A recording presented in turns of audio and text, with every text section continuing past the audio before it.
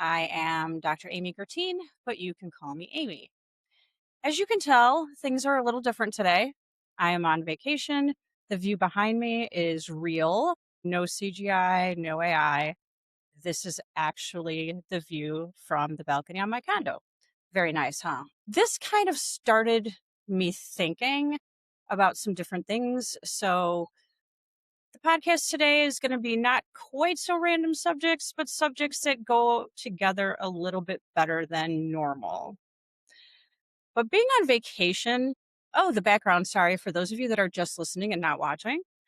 Beautiful ocean view, palm trees, beautiful weather, all that good stuff. I am actually in Mexico. This kind of made me start thinking about something that's kind of a psychological buzzword right now, or I guess two words right now, and that is self care. And everybody kind of thinks of self care as like, I'm going to take a bubble bath or I'm going to take a personal day and I'm going to lay in bed and read. And that's pretty much all there is to self care, right? Yeah, and big negative, not even a little. But before we talk about what self care is, I think we need to talk about what it isn't.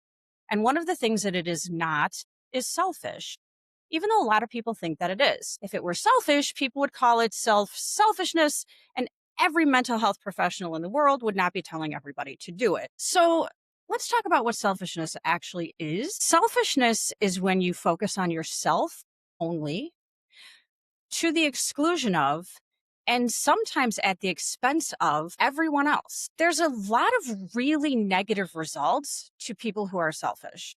They tend to have lower life satisfaction. They tend to be more envious of other people. They tend to have more social anxiety. They have worse physical and mental health. They have more unhealthy relationships. They actually have more self doubt and they tend to engage in riskier behaviors like substance abuse and substance use. And overall, because of all of these things, they tend to be more isolated and they tend to be lonelier. And if you think, oh my God, that's me, I must be selfish, please keep in mind that you may not really be. Your parents may just have really screwed you up. I was going to say another word, but we'd like to not get tagged for explicit content. So, why do so many people think that self care is actually selfish? Let's talk about learning. Many people grew up learning that self care is selfish, and they grew up learning things that weren't entirely psychologically healthy. So, let's talk about a few of them.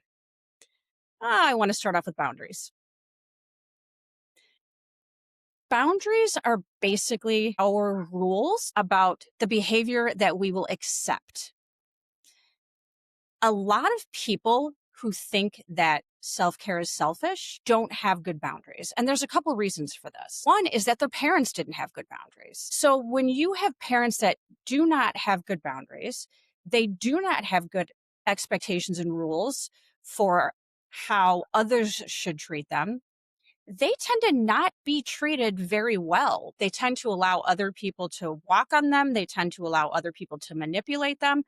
So, what happens as a result of that is they tend to not teach their kids to have boundaries. And if their kids try to set boundaries, they tend to not respect them.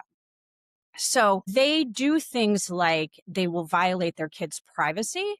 They don't understand that there should be boundaries when it comes to things like their kids' things or their kids' rooms or their kids' diaries or anything like that. They talk about things with their kids that they shouldn't, like adult things, and they tend to try to have inappropriate relationships with their kids. Think about the parents that try to be their kid's friend.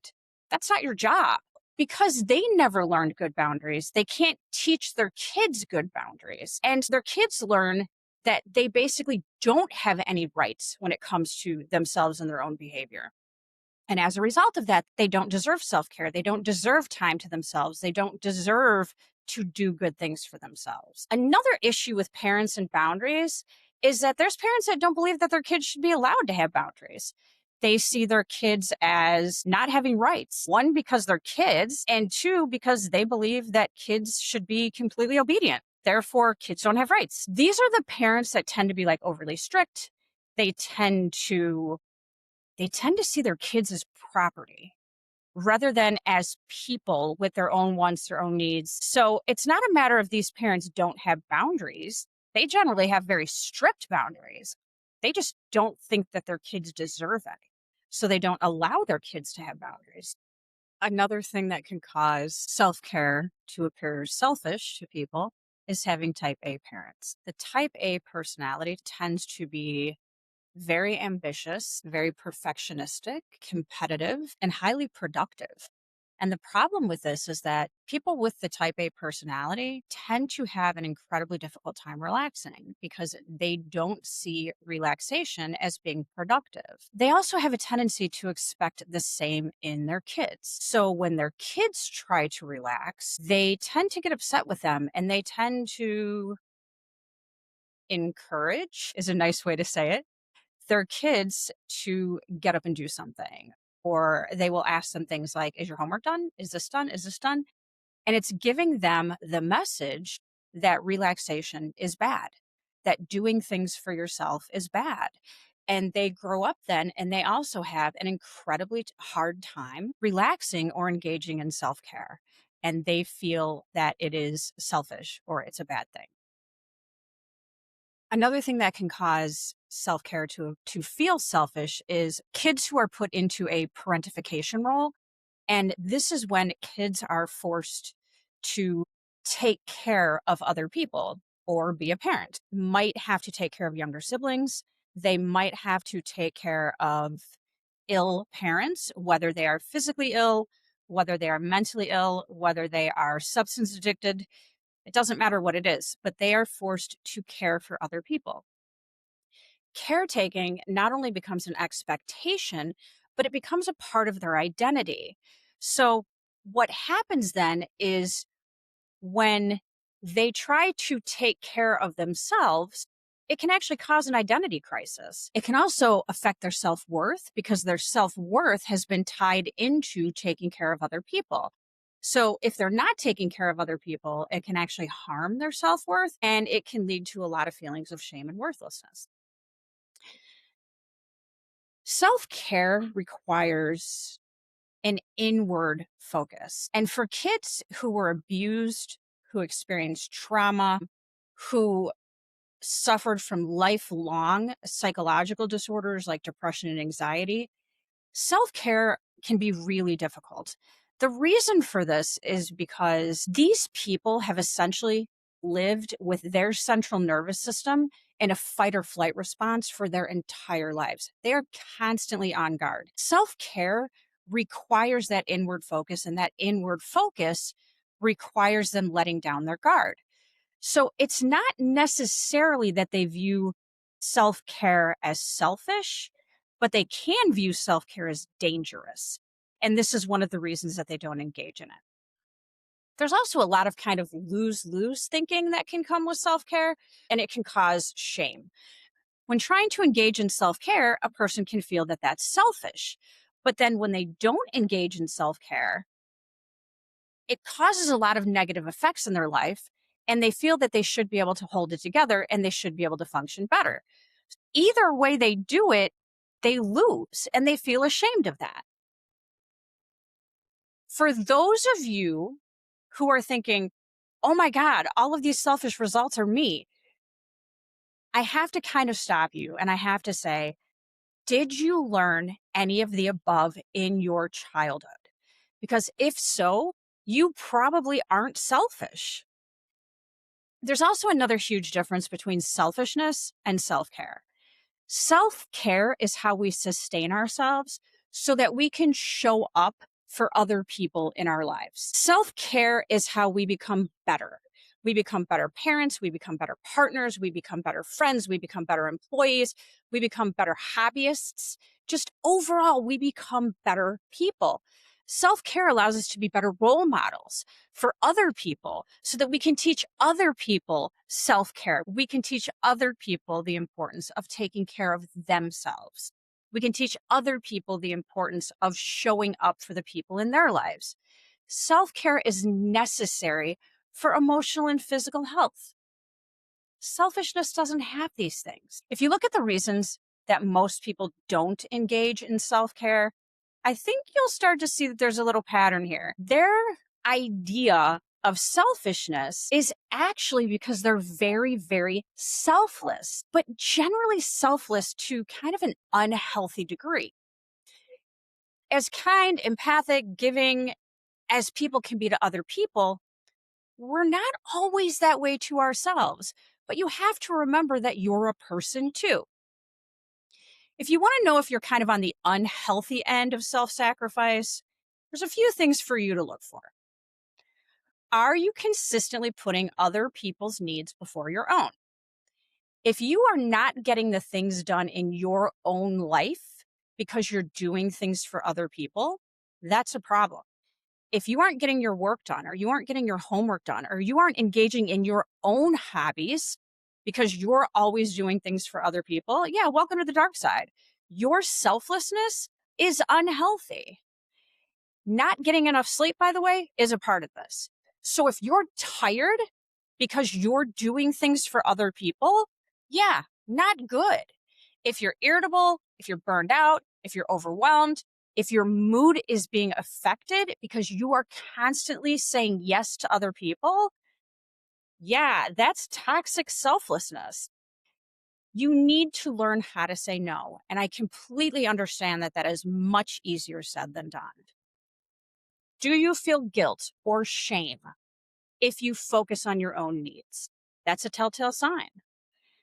But remember when I talked about the differences between selfishness and self-care. I know you've all heard this before, but I'm going to say it again. When you're on an airplane, they always say if the masks drop, put your own on first before you help anyone else. I can just see all of these people that are super selfless not doing that. I can see them trying to help other people before themselves. There's a reason they tell you to put your own mask on first, because basically you can't help anyone else if you pass out. This is what self-care is. Self-care is taking care of yourself so that you can better take care of other people. If you don't ever take care of yourself, you can't take care of anyone else because you're constantly burned out. You cannot take care of other people. You cannot show up for other people. You are no good to other people if you are constantly burned out. There is no shame in taking care of yourself first so that you can better help those around you. You can't help anyone else if you're passed out. You have to remember that. Do you feel resentment toward other people asking you for things, even if you're telling yourself that you shouldn't feel that way? We have feelings for a reason. This is literally evolutionary. Millions of years, we have learned to have feelings. One of the reasons for those feelings is to tell us when something's wrong. So you have millions of years of evolution giving you that resentment and telling you something's wrong because you're constantly doing for other people when you shouldn't be. But you have a lifetime of being conditioned to think that not doing for other people is wrong. So you have this fight inside of you. And of course, you're going to have a conflict. That's kind of what happens. Do you feel responsible for other people's feelings? No one can make you feel anything, and you can't make anyone feel anything. But I will bet that you have heard things like, if you did X, you would make mommy so happy. Or because you did Y, you made mommy so mad. It's a great manipulation, but in reality, it doesn't work like that. How I react to something is my choice. It's called being an adult and taking responsibility for yourself and your feelings. But you have been taught that you are responsible for other people's feelings. You're not. Just like no one else is responsible for yours. But you learn that you're responsible for other people's feelings. Therefore, you have to do things for other people in order to make them happy. That's not true. If selfishness isn't healthy and selflessness isn't healthy, then what's this whole self-care thing? Bubble baths with candles and hours by myself reading? Yeah, if only. I wish it was that easy.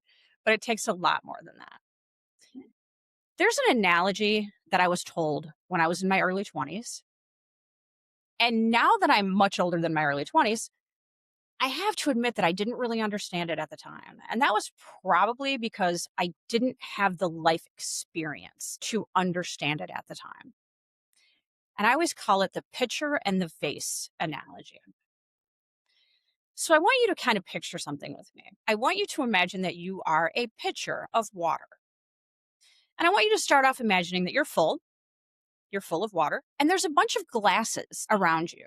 And each one of those glasses is a responsibility that you have. Each one may be a child, if you have a significant other, friends, work, school, hobbies, whatever your responsibilities are. And what happens is you take the water, which is you, and you pour into each of those responsibilities. But then what happens is you find out that you're empty. And then you have to do something to fill yourself up. And most people will do things like they'll do something big. They'll take a vacation. They'll take a couple personal days. They'll, whatever. They'll take a weekend and lay in bed all weekend. They do these big things and then they fill themselves up. Realistically, though, doesn't really fill you up. Might fill you up about halfway.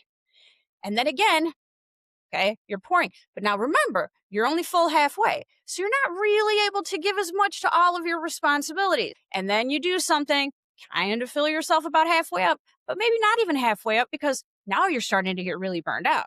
So those big things that you do, they're not having quite the same effect. So now you're only like maybe a third of the way filled. Then you're giving to all your responsibilities. And the thing you have to understand is not only are you not filling up, but you're not able to give as much to the responsibilities that you have. And this is how most people live.